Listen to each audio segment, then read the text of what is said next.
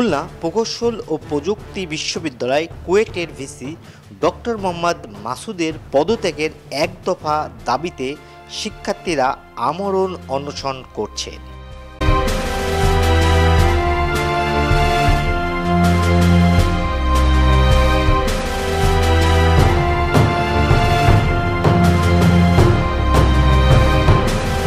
বাইশে এপ্রিল সোমবার দুপুরে সরজমিনে দেখা গেছে ৩২ জন শিক্ষার্থী অনশন শুরু করলেও ৩০ জন শিক্ষার্থী অনশন অব্যাহত রেখেছেন।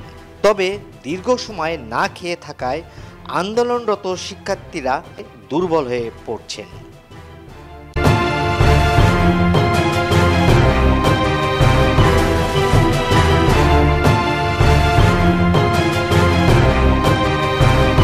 এদিকে ছাত্রদের অনশন ভাঙতে তৎপর রয়েছেন বিশ্ববিদ্যালয়ের ছাত্র কল্যাণ দপ্তর। আলোচনার মাধ্যমে সমস্যা সমাধানের চেষ্টা করে যাচ্ছেন তারা।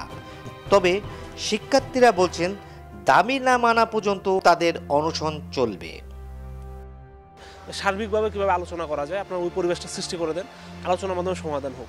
স্যারা তো এটা করলেনই না, বরং আমরা 10 এপ্রিলে মামলা খাইলো প্রায় 42 জন স্টুডেন্টে, এর মধ্যে 22 জনের নাম ছিল আর বাকি জন অজ্ঞাতনামা ছিল।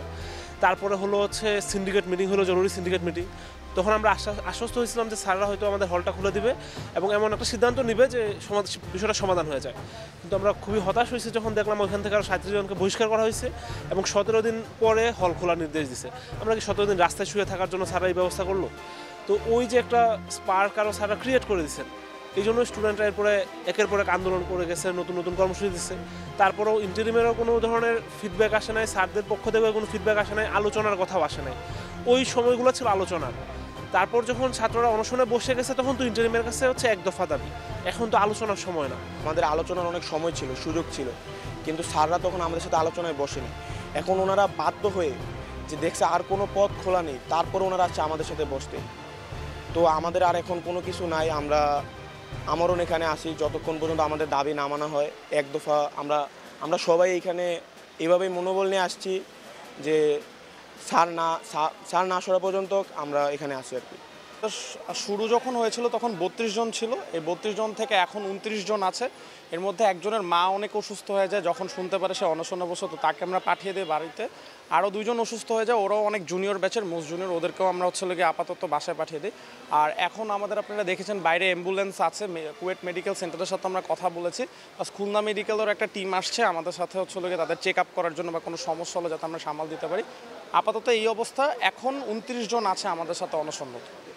সবচেয়ে দুঃখজনক ব্যাপার, ওই স্মারকলিপি দেওয়ার পর থেকে প্রধান উপদেষ্টা তো বাদ, কোনো উপদেষ্টার কেউ থেকে আমাদের সাথে যোগাযোগ করেনি।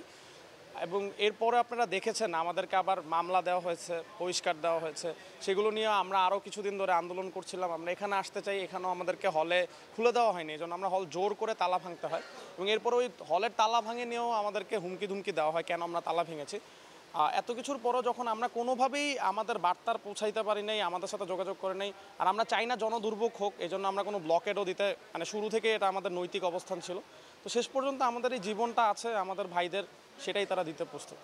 বিশ্ববিদ্যালয়ের ছাত্র কল্যাণ দপ্তরের উদ্যোগে শিক্ষকরা শিক্ষার্থীদের আমরণ কর্মসূচি থেকে সরে এসে আলোচনায় বসার প্রাণপণ চেষ্টা চালিয়ে যাচ্ছেন। সকালে এক দফা বলা হয়েছে, দুপুরে শুরু করার আগেও আমরা অনেক চেষ্টা করেছি যাতে জিনিসটা শুরুতেই সমাপ্তি হয় বা মীমাংসায় আসে। এরপরে যখন হয় নাই, আমরা অনেকক্ষণ লম্বা সময় প্রায় 5:30-6টা পর্যন্ত ছিলাম। তারপরে রাত্রে আমরা আবার 9:30টার সময় এসেছি, তখনও এদের সম্বন্ধে খোঁজখবর নিয়েছি, এদেরকে পূর্ণ বিবেচনা করার জন্য বলেছি। সকালবেলা 9টার আগে আমি আরেকবার আসছি, ব্যক্তিগতভাবে আসে তার সাথে দেখা সাক্ষাৎ করছি, সবার শারীরিক অবস্থা খোঁজখবর নিয়েছি। এরপরে মেডিকেল টিম এসে ওদেরকে দেখছে, ঘন্টা 2 আগে সবার চেক আপ করছে, তখন সবাই ঠিক ছিল। এখন এই মুহূর্তে একটা ছেলে একটু স্যালাইন লাগছে। আমরা চেষ্টা করেছি একটা আইসোলেটেড পরিবেশে নিয়ে সুন্দর করে চিকিৎসা দেওয়ার জন্য, মেডিকেল সেন্টার নেওয়ার জন্য চেষ্টা করেছি, যাবে না। এরপরে এখানে একটা এসি রুম আছে, সেই রুমটা আমরা খুলছি, সেটা পরিষ্কার করে সেখানেও তার জন্য ব্যবস্থা করেছি, যাতে একটা এসি রুম আছে এখানে, যাতে শান্তশিষ্টভাবে এবং ঠান্ডার ভিতরে থাকতে পারে। ওরা ওখানে আপাতত যাতে রাজি হয় নাই, এখানে তাদের ব্যবস্থা করা হচ্ছে। এখন ডাক্তার আছে, চিফ মেডিকেল আছে, কম্পাউন্ডার আছে, সবাই এখানে আছে, এদের শারীরিক ব্যাপারে খোঁজখবর নেওয়া হচ্ছে। আর আমরা আগের থেকে একই কথা বলে আসতেছি, শিক্ষার সুষ্ঠু পরিবেশ বজায় রাখার জন্য তোমরা একটু কম্প্রোমাইজ করো, তোমাদের সাথে আমরা বসতে পারি, তোমাদের কি হলে সুবিধা হয় আমরা করার জন্য চেষ্টা করব।